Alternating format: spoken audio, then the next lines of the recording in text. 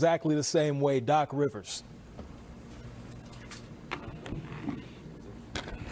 Similar story to game one in terms of the shooting. I like the shots tonight live. I mean, holy goodness, we got just some wide open looks. I think George had a bunch, Danny had a couple, may have that reverse. Even Tobias had some. So, I like the shots.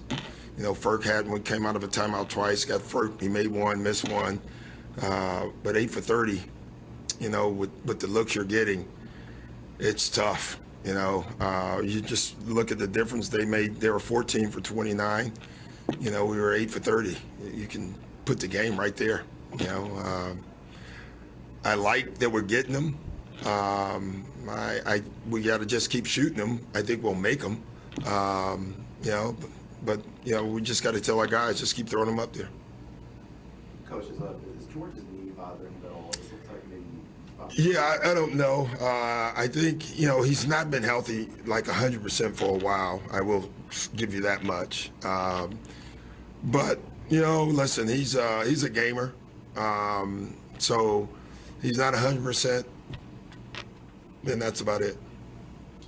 There was this point, despite your misses, where Maxey brought you back. He scored 11 in a row. Yeah. And then he went about 6 or 7 minutes and didn't get a shot. Yeah. Is that do you need to sort of ride that hot hand? Yeah, well, I don't know. I think, listen, we always want to, but, James has it too. So they play off of each other pretty well. I mean, Maxey had 34 points, but I didn't like how he played in the first half. In the second half, he finally got it going because we got him in the right spots, The double drag down the stretch was good for us. I thought him and James had a good tandem going for a while. And then I thought the one thing we still can do, the ball has to move a little bit better, and we have to attack a little more on the weak side. But I'm not upset at, Maxey not getting it. I thought he got it a ton overall. Doc, you mentioned Ferk getting a couple shots. Just what made you go with him in the rotation? I just, against Miami, you need a guy that can move without the ball, a guy that can catch and shoot, and a guy that can put the ball on the floor. I thought he did that. He missed a layup, which, that's a great drive by Ferk. He just missed it. I think it was in the third quarter. I don't know when it was. But I like the lift that he gave us, Doc, they're switching a lot of those 1-5 dribble handoffs. Yeah. Especially, that's not something that they would switch probably with Joel not in there. How do you think, with Bam especially? Yeah, it's funny. I thought we handled that well because we want to switch and then we're trying to set the second pick. So that doesn't bother us. Early on, in the beginning of the game, I think DJ got behind the defense twice because of that. The whole key is the guy with the ball has to come off with pace. We did that to start the game. I think DJ might have 2 or 3 lobs to start the game because he got behind the defense. And then as the game went on, we got away from that. But we don't mind the first switch. The second pick has to be there. I thought we had that stretch again where the second pick was so late. By the time it happened, it's 6 seconds on the shot clock. So, but they may switch a little bit with Joel. We don't mind that, obviously. And Doc, to kind of just go off of that, is there optimism, hope, anything about Game 3 for Joel being ready? I really don't know. I honestly, we talked yesterday, we talked today. New generation FaceTime. I don't know why he FaceTime, but he looked good as far as talking. But there's no. He's got so many steps to go through. I don't think he's cleared any of them right now. So we just have to wait and see. Doc, how do you keep James more, I guess, involved as a scorer in these second halves when they're throwing these fronts at him where he sees? Yeah, they're throwing double teams at him really quickly, and so obviously, they know what we have on the floor at times, and so they're using the one guy. We needed Matisse on the floor. I thought he did an excellent job overall on Tyler Hero, but now you got Matisse and DJ or Matisse and Paul on the floor, and they're really just playing a 2-man zone off of those 2 guys. It's damn if you do, damn if you don't. But there are weak side actions that we can do better. We'll show James that and show the team that by film.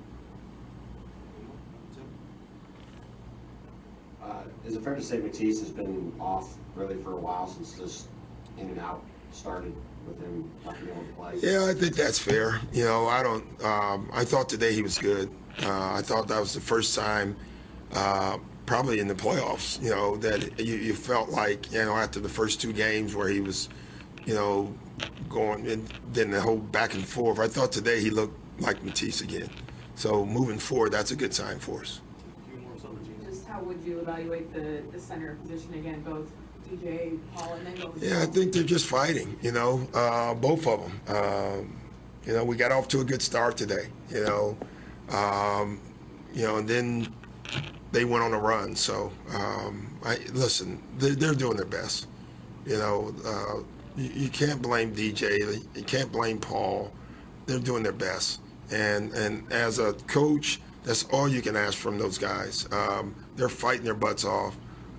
That's what you want. That's what I would want if I was a fan. Wrap up the pack.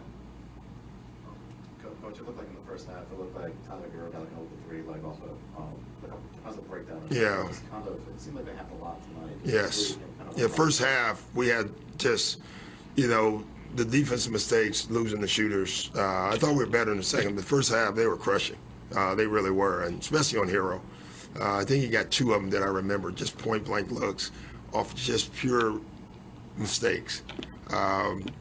It's funny at halftime. I said, let's make a mistake on anybody but Hero. I'm fine if we make a mistake on anyone else, but just not him. In fact, we did it twice with him. Listen, that's tough, but that's what film is for. That's what adjustments are for, and we will be ready for Game 3. Thanks, guys.